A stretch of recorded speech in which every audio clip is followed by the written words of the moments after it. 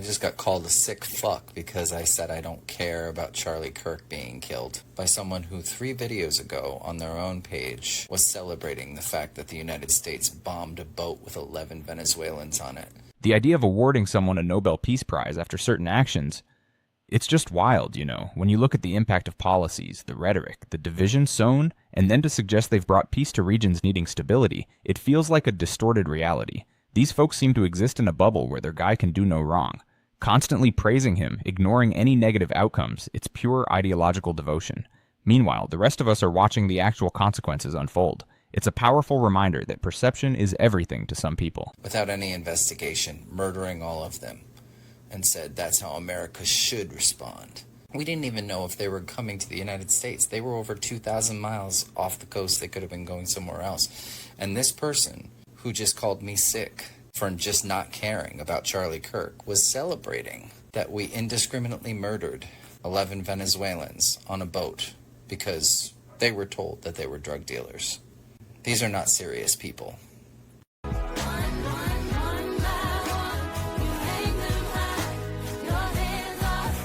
Y'all, it is not normal to threaten or coerce people into empathizing or sympathizing with someone who meant to cause them harm. That's abuse. Forcing someone to try to empathize or excuse someone's behavior is abuse. The reality is, it is a very... That's a bold claim, calling forced empathy outright abuse, and honestly, there's a kernel of truth there. He can't bully someone into feeling something they don't. That's just manipulation. It's like trying to force a square peg into a round hole with feelings. And it highlights this whole dynamic where people expect understanding but don't always extend it. That's a huge part of why these conversations get so damn heated. He's got to earn that empathy. He can't just demand it, plain and simple. Valid response to feel indifferent or relief that the person who has caused you harm can no longer cause you harm. That is a valid response. And you don't have to like it, but it's still a valid response. So I've been trying to figure out, why are all these MAGA and Charlie Kirk followers so adamant on forcing people to empathize, or they're so adamant on punishing people for feeling a certain way about the death of Charlie Kirk? And then it dawned on me. Conservative families tend to have a lot of sexual abusers, pedophiles. Children are molested by priests, and they're often told to shut up. They're often told to, like, well, he's your dad, or he's your uncle, or he's the priest. So they're coerced into empathizing with their abuser. And I think they think that's how we're all supposed to be. That's not how that works. Some of you just have to learn to get comfortable with the fact that people are not going to share the same views as you, the same feelings as you, the same perceptions as you. Your reality is different than someone else's reality. And you cannot force people to accept your reality. That's not their reality. It's yours. Worry about yourself, not others. Would you throw away years of friendship because you found out your friend was a Trump supporter? So one of my friends, who's indigenous, found out that one of her friends is a Trump supporter. They've been friends about 6 or 7 years, and it just never came up in conversation. I think it could be because they might have just assumed the other one had the same belief system, and it just didn't come up. Well, it came up today. So my friend said something about being upset about how Trump's administration wants to basically rewrite history and get rid of things in the African American community, in the indigenous Native community, the Mexican American community, just all of it. And then the other... So her friend found out her longtime buddy is a supporter, and now she feels totally blindsided, betrayed even. She thought they shared a fundamental understanding of the world, and this reveal just shattered that illusion. It's that moment when you realize someone you thought you knew inside out has a whole side you never saw, and it forces her to question everything. The friendship, her own judgment, all of it. It makes her wonder if she can bridge that gap, or if it's just too wide to cross. Person went in. So my friend feels completely betrayed. She's like, how could you possibly? So she's confused. She's like, how could I have a friend who feels this way about people who look like me? So that is what she's going through. So what would you do? If you seriously say that your views are just basic empathy, you probably have an IQ below 85. First of all, you put empathy above reason. Which, it's almost self-explanatory. That you think that quote-unquote empathy is more important than what's actually right. Or even worse, that you believe that whatever empathy tells us is right. Which leads to all types of absurdities. The people who say this also only believe that you can be a good person if you have this empathy. Which means that it would logically extend from their worldview that anyone who disagrees with them is not a good person. Meaning that they, either knowingly or unknowingly, believe that every single person who's on the opposite end of the political spectrum from them are in some ways evil. That their views aren't motivated by what's actually best for humanity. And if you seriously believe that no person, or like a very, very minimal amount of people on the other side of the political spectrum from you, are motivated by what they consider to be good for humanity, then I have bad news for you. You probably aren't the brightest. And that is the logical conclusion if you believe that your views are just basic empathy. They ran an experiment to try and see if conservatives and liberals actually see the world differently, and what do you know it, conservatives and liberals are viewing the experiment differently. But you know what, there is a correct answer because you could just go and read the entire research on it if you wanted to. Scientists ran an experiment to see how far out people's empathy goes based on their political ideology, and the center of the circle is yourself, and then it goes your family, and then it goes your friends, and it keeps going out until like animals and plants and the earth and then the entire universe. Now, a lot of illiterate conservatives like to look at this and be like, see, this is proof that I care about my people while liberals just care about rocks, when that is not the case. This is how far out it extends. So the liberals still care about their people and their country and all but it goes farther out than that. They care about more things, while conservatives really only care about their things. And liberals are like, see, I have way more compassion for everything here, while conservatives just care about their in-group. And it's like, that's kind of it, but I'm going to try. This whole empathy mapping experiment is fascinating, right? It's like a visual representation of where our compassion flows. Liberals, they tend to cast a wider net, caring about everything from their immediate circle all the way out to the planet. Conservatives, on the other hand, seem to draw a tighter circle, focused more on their in-group. But the speaker tries to nuance it, suggesting it's about the intensity of feeling, not just the breadth. Still, that expansive concern for the wider world, the abstract principles, that's a powerful thing. It's not just about feeling for your own. It's about recognizing a shared humanity, and maybe even a shared planet. I try my best to be equal on this. I don't think it's about that necessarily. I think it's about intensity. They feel very intensely for their in-circle, while they feel more like abstract depth, right? And it might just be about like understanding the question, if anything. I think this explains a lot about the different political spectrum that we have right now. People who think we need to help our own first, and then people who think everybody deserves help. Hope this helps. I'm a Christian and I'm not offended by this. And it's very clearly blasphemy. I'm not supporting it at all. But the reason I'm not offended is because you choose what you give power to. Trump is very clearly a jester. I just don't take the guy seriously at all. I'm not going to allow him to control my emotions, right? One day he will stand before God and he will have to account for everything that he has done, like all of us will. So it's not for me to get all mad and uptight about it. Trust me, he will have his day.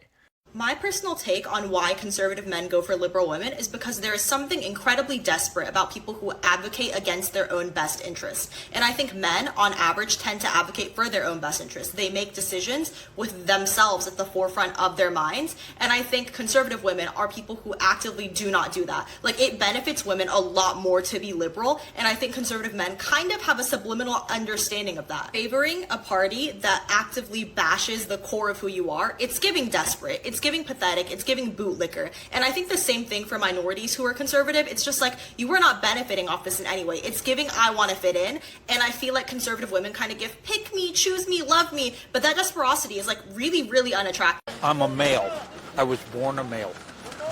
My wife was born a female. That's an issue. Yeah, that's weird. So can I ask you a question about the trans movement? So, do you have kids? Yeah. So say you bring your kid to the doctor and they have ADHD and they try to prescribe them Adderall. Do you think the government should be able to step in and say, like, hey, this treatment is not okay? Or should it be between the doctor and the parent? Anything should be between the doctor and the parent. So can you apply that to the trans issue? If someone brings their kid to the doctor and the doctor says, hey, this set of actions is the best, do you think the government should be able to step in and have a say? Well, no. This dude is walking a fine line, talking about parental rights versus government overreach, especially when it comes to kids' health. He's okay with parents making decisions, like for ADHD, but draws a hard line at gender transitions for kids. He's worried about the government stepping into family matters, which is a valid concern. Nobody wants the state dictating everything. But then he drops the bombshell that he's all for gay marriage, and even for gay men marrying gay women. And then this weird tangent about letting gay guys get suffered too, which is just a baffling statement. It feels like he's trying to sound open-minded, but then pulls back with these confusing, almost contradictory ideas. He needs a serious reality check. I mean, I would be against the parent trying to change the gender of the child, but it's still up to the parent to do that. The parent has to live with their decision, not the government. Sometimes it scares me when the government tries to overreach and try to tell parents what they can and cannot do. The government was originally set up to take care of foreign affairs for our government, for our people, and that's what we should go back to. They should not be in our bedrooms, in our kitchens, in any room of our house. You're okay with gay marriage, though, right? Is that different? If a gay man wants to marry a gay woman, I'm all for it. Yeah? Yeah. So when it comes, why should we men who married women, let a gay guy suffer too in marriage? The rise of conservative values is not always a bad thing. One example, okay? Modesty. People are being more modest in substitute of having half their ass cheek out. Crazy concept. Maybe in a public place where there could be younger families around with children, you shouldn't be dressing like that. On that same note, people want to settle down and have kids. That's fantastic. I'd much rather see 24-year-olds get married and have a kid in a year than see 30-year-old women and men talk about relationships and gender wars on TikTok. Because I'm getting tired of it. I'm getting so sick of it. But I don't really like when people say, oh, the rise of conservatism. Oh. You know, it's not always a bad thing. Not all conservative values are bad. Not all liberal values are bad. Crazy concept here, but neither side is right about everything. You want to know what it means to truly be MAGA? This is it. Look, President Trump is going to win the Nobel Peace Prize, no doubt. You look at what he's done with the Congo and Rwanda. You look at where he is with Pakistan and India and what he's done there. And then you look at this, what everyone talked about but no one thought was possible. He has brought peace to a region that needed stability. He has shown what America First policy actually is. That's MAGA, folks. People that are so far up Trump's ass that they're constantly telling him, no, sir, your shit doesn't stink. May I have some more, please? And Trump has surrounded himself with those kinds of people 24/7. And the thought of them wanting to give Trump the Nobel Peace Prize after bombing Iran and then stating that he successfully negotiated a ceasefire that lasted all of 10 seconds. But I guess it could happen. Lord knows I've seen stranger things happen. I've seen a convicted felon and a convicted rapist become president, so what do I know? I know we're not Kerrville. I know we're not San Angelo or San Antonio, but hell, we're human beings. Help us. Now, we all feel compassion for what's happening in Texas, right? We all feel that. However, isn't this you? Stuck up on your video this morning, but I'm gonna have to do that. We're not gonna help out anybody. Y'all been living on food stamps, EBT, Section 8 housing your entire freaking life. And isn't this also you?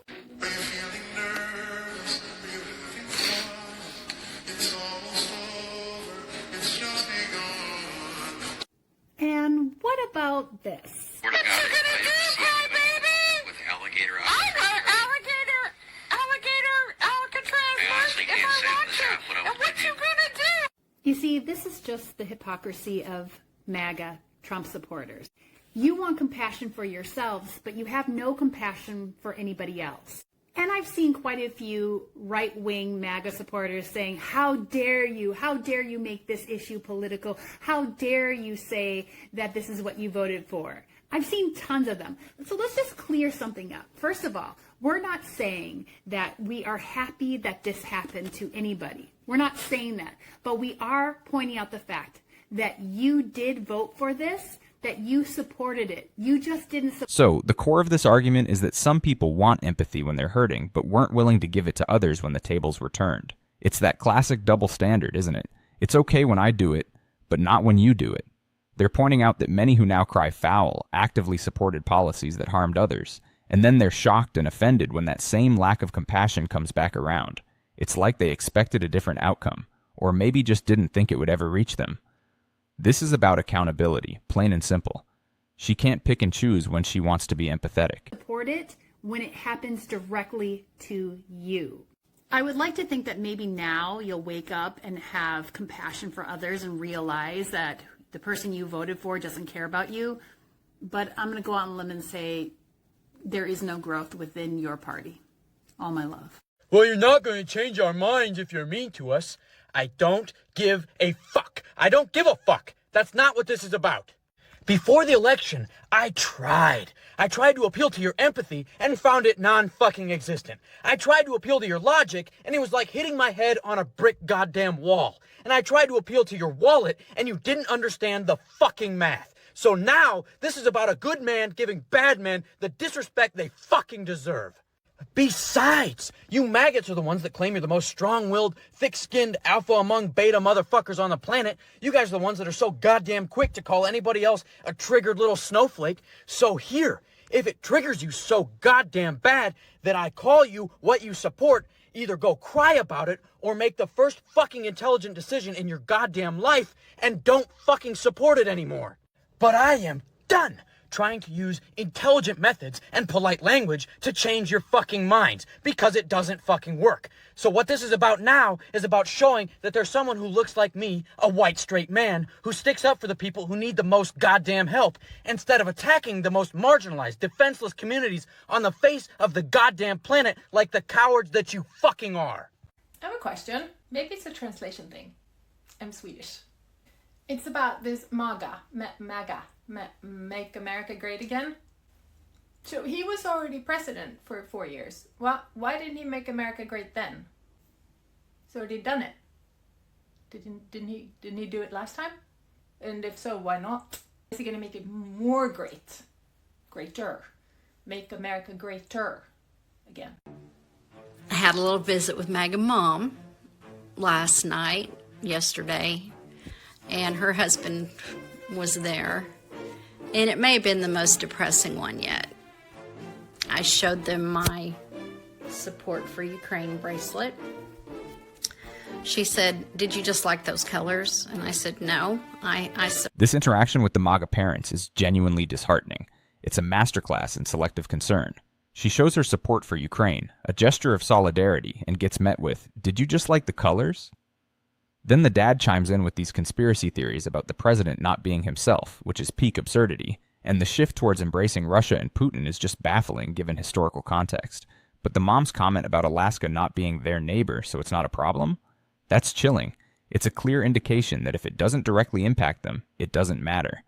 That level of self-absorption is a serious empathy deficit, a total shutdown of caring about the wider world. Support Ukraine in the war against Putin. He interjects and says, "Hey, did you see Biden, his very last speech that he made on TV?" And I said, "Yeah." He said, "You know, that wasn't him." I said, "Was it one of the lizard people or an alien?" "No, it was someone who looked like him, but it wasn't him."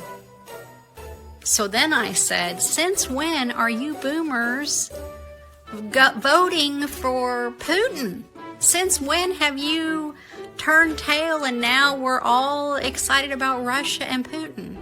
And the saddest thing I ever heard was my MAGA mom say, "Well, they're not really our neighbors, so I don't think we have to worry about Russia." So I say, "Do you want me to show you on a map just how close we are to Russia within walking distance?" She said, "Well, that's Alaska. If they go after Alaska, that's not going to affect me." And I said, "So as long as it doesn't affect you directly, you really don't care." That's correct. So I think the lack of empathy is dead doggone there, and the lack of sympathy and caring for others. It was sad. Someone actually asked me this morning, well, does it matter who they voted for if someone is sharing that they're being bullied, a grown adult? Yes, it actually does matter. But also, it depends. Are they being bullied for something that they can't change about themselves, like their sexuality or the color of their skin or a disability they may have?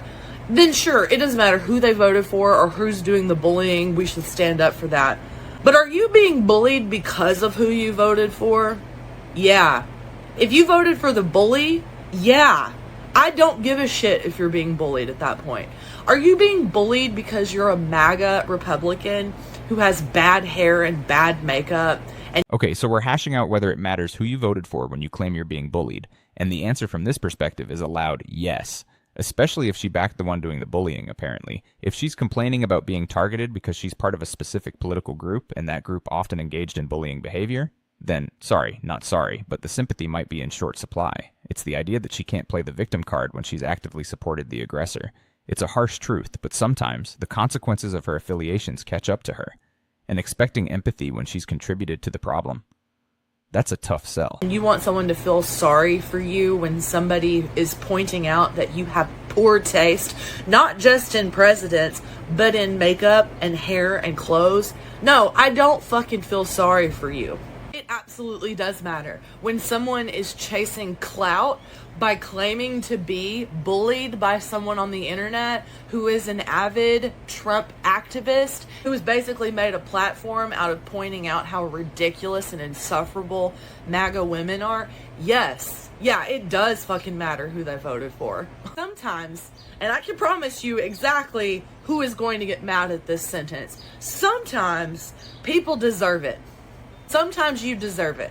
I absolutely have zero empathy for someone who feels like they're being persecuted when they're the ones that are actually doing the persecuting. And you know what they say, equality feels like oppression if you're the one that's always been doing the oppressing.